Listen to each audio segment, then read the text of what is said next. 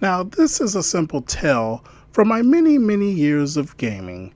Despite not seeming as horrible as some, and it may even be a bit stupid, it nearly grounded an entire game to a halt and began an intense rift between the players and the DM, which ultimately led to the entire game dissolving.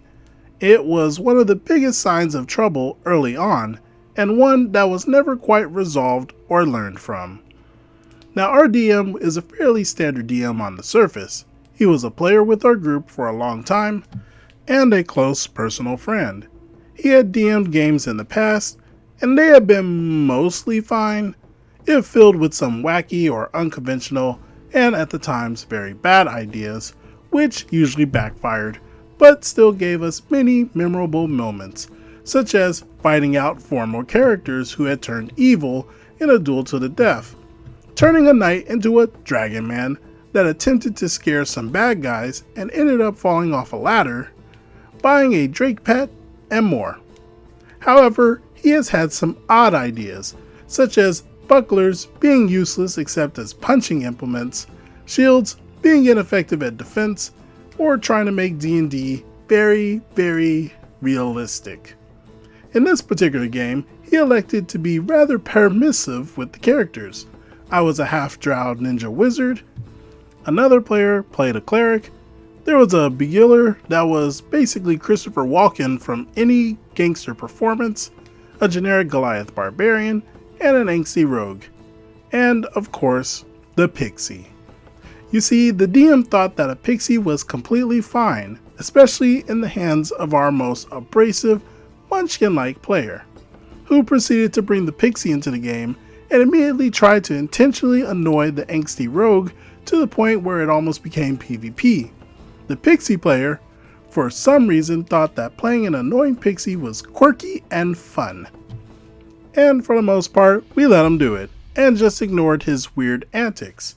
Sometime later in the game, however, one of the players said that they would just dump a bucket of water on the Pixie if it didn't be quiet. To which, the Pixie player said, well, that would do nothing, while our DM insisted it would kill the Pixie. So began an 8-hour argument that lasted from afternoon to deep into the night as players and DM sparred with one another, especially the Pixie player, over whether upturning a bucket of water onto a Pixie would kill it or not. People from other groups were brought in for consultation. People from our friends' circles were asked for their opinions. It stopped the game dead. Even when I checked in at around 2 AM, they were still going, arguing from the perspectives of physics, magic, fantasy, and many other ways. Whatever they could pull out to try and prove their point, which eventually digressed into trying to calculate the surface area of a Pixie versus the force of water being poured out of the bucket and the impact that it would have on the Pixie. This was not the first time our group erupted into an argument. We have discussed for 2 hours, for example, on the efficacy of shields as defensive and offensive weapons.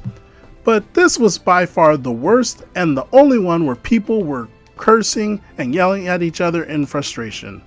When the argument ended, or petered out rather, the entire gaming group was devastated.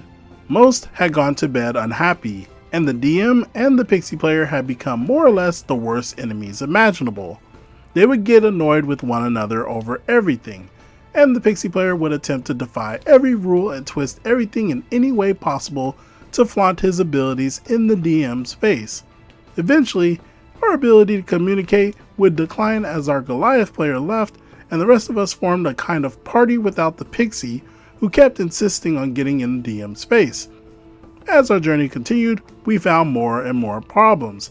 The DM was starting to pull rules from out of nowhere, sometimes making prestige classes that were blatantly better than any other option, really limiting our opportunity to move around in the game world, and at every opportunity he and the Pixie player would argue over something. The bucket argument actually, in fact, reappeared at least a few times, though it usually ended up with someone quitting.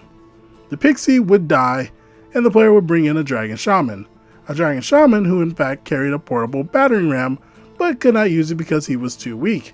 He said he didn't want to waste the gold, so he took it, and naturally, he never did besides argue with the DM over trying to loosely interpret our rules and how dragon shamans worked.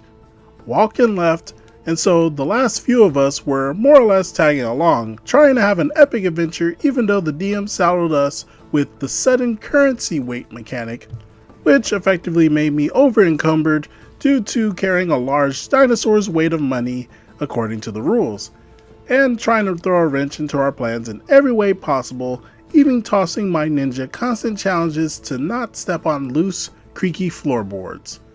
By this point, we were all seething.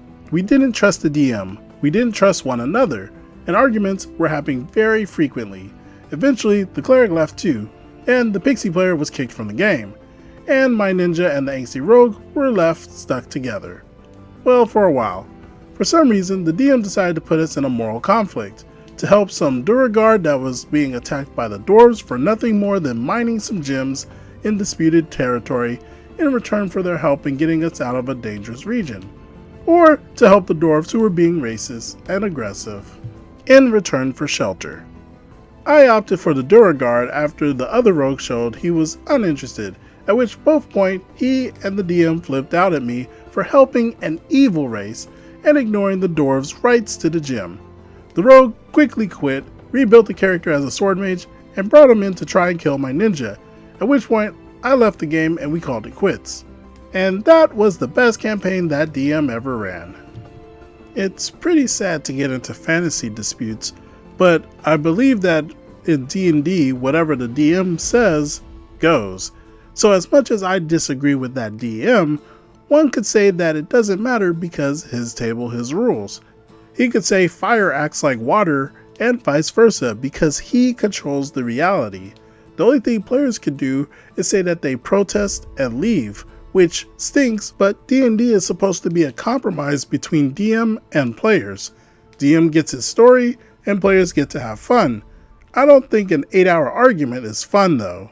Am I wrong here?